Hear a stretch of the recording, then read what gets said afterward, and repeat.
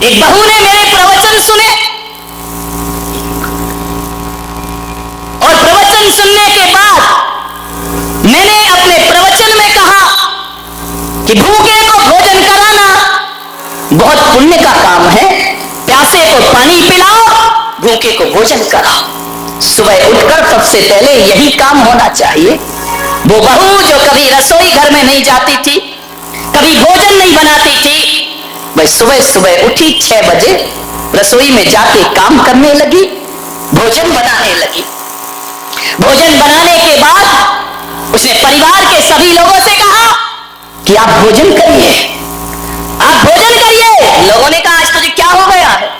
रोज तो सास कराती थी, रोज जेठानी बनाती थी, आज तुझे क्या हो गया? बोले बस एक प्रवचन में मेरी जिंदगी बदल गई, अब आप लोग भोजन करिए। बोले क्यों? बोले जब तक सब भोजन ना कर लेंगे तब तक मैं खाना खाने वाली नहीं हूं। बोले ऐसा क्या हो गया? बोले महाराज ने कहा है भूखों को भोजन कराओ तो पुण्य लगता है। हाँ, तुम लोग सही अर्थ कभी नहीं लगा सकते।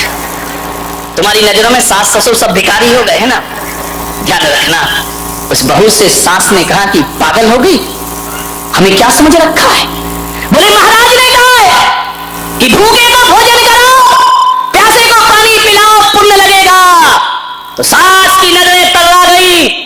उसने कहा तूने हमें क्या समझ रखा है, हम कोई भिखमंगे हैं? उसने कहा नहीं मां, तुम तो मेरी मां हो, जगत जननी जगदम्बा हो, लेकिन मैं आपसे इतना निवेदन करती हूं कि उस प्रवचन का अर्थ मैंने यही लगाया कि ये जरूरी नहीं है कि दरवाजे पे भिखारी खड़ा हो उसे खिलाना पुण्य है। मेरी मां, तुम रात में अन्न जल का त्याग करके सोती हो, आप भी रात भर से भूखी हो, भिखारी को भोजन बाद में मिलेगा, पहले मेरी घर की देवी को भोजन प्राप्त होगा, पहले घर की देवी को मैं भोजन दूंगी, तब मुझे हकीकत में पुण्य का लाभ। ध्यान रखिए, पड़ोसियों को देने से पुण्य लगता है क्या? अकेले भिखारी को देने से? घर में लोग भी तो भूखे होते हैं ना। मेरे भाई, आप विचार करना है, पुण्य कमाने के कई तरीके हुआ करते हैं। उस दिन से उस बहू ने संकल्प कर लिया कि नहीं, अब सबसे मैं लास्ट में भोजन करूंगी। तो बोले तू आखिरी में भोजन क्यों करती है? बोले जैसे देवता को चढ़ाने के बाद प्रसाद लिया जाता है, पूरा परिवार भोजन करे, मैं परिवार की पुजारिन हूं, सबसे आखिरी में प्रसाद ग्रहण करती हूँ। यही मेरे जीवन का एक आदर्श हुआ करता है। घरों को आदर्श बनाओ, घरों को उजाड़ो मत, घरों को बर्बाद मत करो, जिंदगी को स्वर्ग बनाने का प्रयास करें। एक लड़का था गरीब, बहुत गरीब, उसकी एक विधवा मां थी, बड़ी दुखी थी। उसने कहा मैंने तो अपना विधवापना गुजार दिया, मेरे ना पति है, एक इकलौता लड़का है। उसने कहा मैं करूं क्या, मेरे बाद इस लड़के का क्या होगा? ना मैं इसे पढ़ा पाई, ना मैं इसे लिखा पाई, मेरे पास इतना पैसा ही नहीं था। एक झोपड़ी में रहती थी गांव के बाहर। उस बुढ़िया को पता चला कि जंगल में कोई पहुंचे हुए संत पधारे हैं। उसने बच्चे से कहा कि बेटा एक काम कर, बहुत पहुंचे हुए संत जंगल में आए हैं, जा उनसे कुछ पूछा। उसने कहा मां, संत क्या करेंगे, हमारे बुरे दिन हैं, संत क्या कर सकते हैं?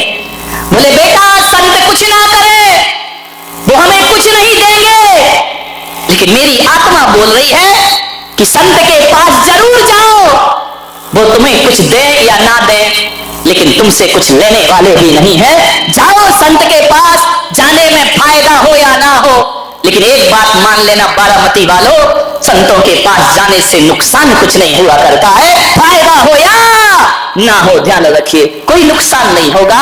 जाओ बेटा, कुछ मत मांगना, बस मेरा एक प्रश्न पूछ लेना।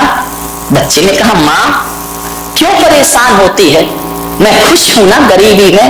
बोले बस बेटा जाकर इतना पूछ ले, मेरा कहना मान ले, बहुत बड़े संत है, जाकर इतना पूछना। देख मैं तुझे पढ़ा नहीं पाई, लिखा नहीं पाई, लेकिन तुझे संस्कार जरूर दे रही हूं, जाकर के इतना पूछना। संत से ये मत कहना कि हमारी गरीबी मिटा दो, बस इतना सा प्रश्न कर लेना कि संत जी हमारे बुरे दिन दूर होंगे या नहीं होंगे, कब होंगे हमारे बुरे दिन दूर?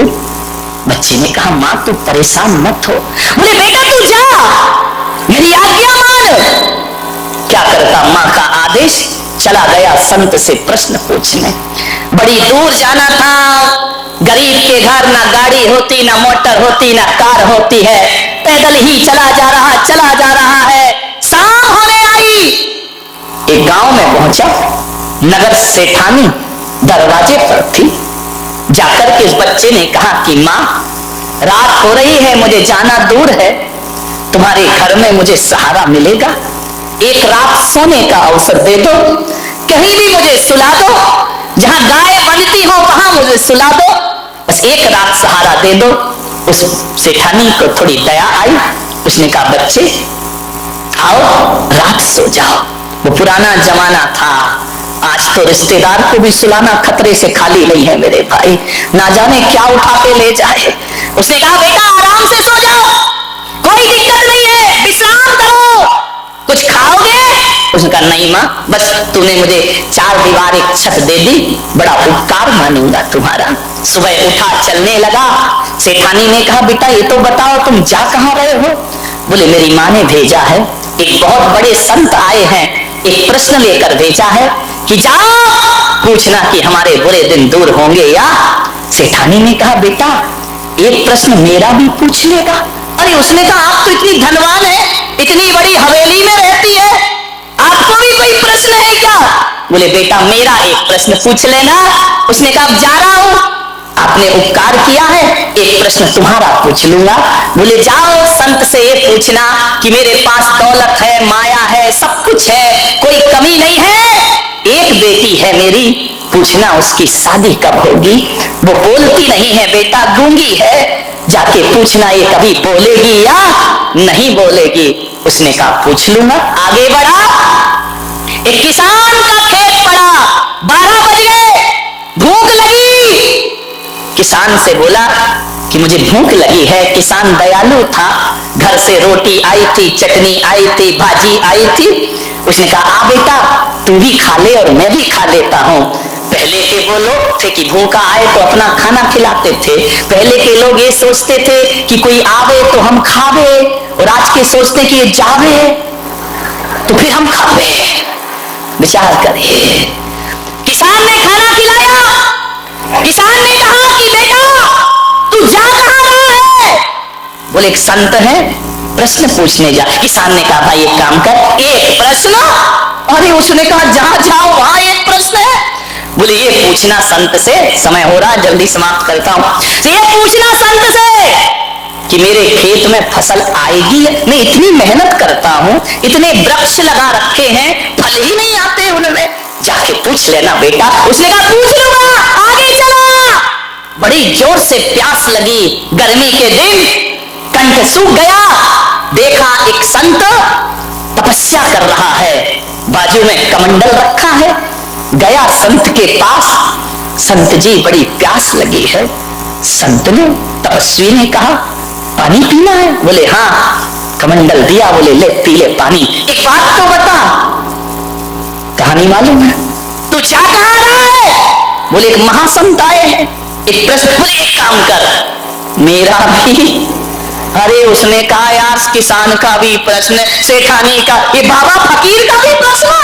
हाँ बोले ये बोलना कि मैं 12 वर्षों से तपस्या कर रहा हूं, मुझे बोधि की प्राप्ति नहीं हो रही, ज्ञान नहीं मिल रहा है, जा पूछ लेना मुझे ज्ञान मिलेगा या। चला गया संत के पास। कहानी बहुत लंबी है, मैं बिल्कुल शॉर्टकट में बता रहा हूं, क्योंकि अब तुम इतने समझदार हो कि सूत्र में ही समझ जाते हो। अब पानी कहने की जरूरत नहीं है, H2O कह दो तो तुम समझ जाते हो। विचार करिए। पहुंचा संत के पास, संत ध्यान में थे, चुपचाप हाथ जोड़कर बैठ गया। संत ने कुछ दिन बाद ध्यान खोला, कौन है बच्चा तू, कहां से आया है? 2 दिन पैदल चल के आया हूं बाबा जी, प्रश्न पूछना है मुझे आपसे। आप बहुत पहुंचे हुए संत हैं। संत ने कहा ध्यान के बाद ही मैं उत्तर देता हूं, तू सही समय पे आया है, लेकिन बच्चे मेरा एक नियम है। बोले क्या? बोले एक दिन में मैं केवल 3 प्रश्नों के उत्तर देता हूं, 3 से ज्यादा नहीं देता हूं, उससे ज्यादा मैं कुछ नहीं जानता। बच्चे ने कहा लो मरे, प्रश्न है 4 और बाबा उत्तर देंगे कितने का? 3 का। एक सेठानी का प्रश्न, एक किसान का प्रश्न, एक बाबा का प्रश्न और एक मेरी माँ का प्रश्न। संत ने कहा 3, ओनली 3, 4 नहीं। बच्चे ने सोचा क्या करूं, किसका पूछूं, किसका छोड़ूं? अब सेठानी का छोड़ देता हूं। नहीं भाई, उसने रात विश्राम दिया मुझे, उसने कौन सा गलत पूछा, बच्ची का भविष्य तो पूछा है। ऐसा करो किसान का छोड़ देते हैं। फिर मन में आया किसान खेत जोतता फसल उगाता तब सबको भोजन, यदि किसान ना रहेगा तो पूरा देश भूखा मर जाएगा, इसलिए किसान का प्रश्न में नहीं, बाबा का छोड़ो। अरे यार, बाबा ने कौन सा अधार्मिक प्रश्न किया है? बाबा ने धार्मिक प्रश्न ही तो किए कि ज्ञान मिलेगा कि नहीं मिलेगा। जिसने पानी पिलाया उसका प्रश्न। ऐसा करो माँ का प्रश्न। अरे उसी माँ ने तो मुझे भेजा है, वो नहीं होती तो ये 3 कहां से मिलते? मेरी माँ ने क्या बिगाड़ा है? सोच में पड़ गया। बाबा ने कहा जा बच्चे 3 प्रश्न पूछ। बच्चे ने 3 प्रश्न पूछे, लौट कर आया, किसान मिला, बाबा मिला। क्यों रे? मेरा प्रश्न पूछा? हाँ बाबा जी पूछा। क्या बोले संत?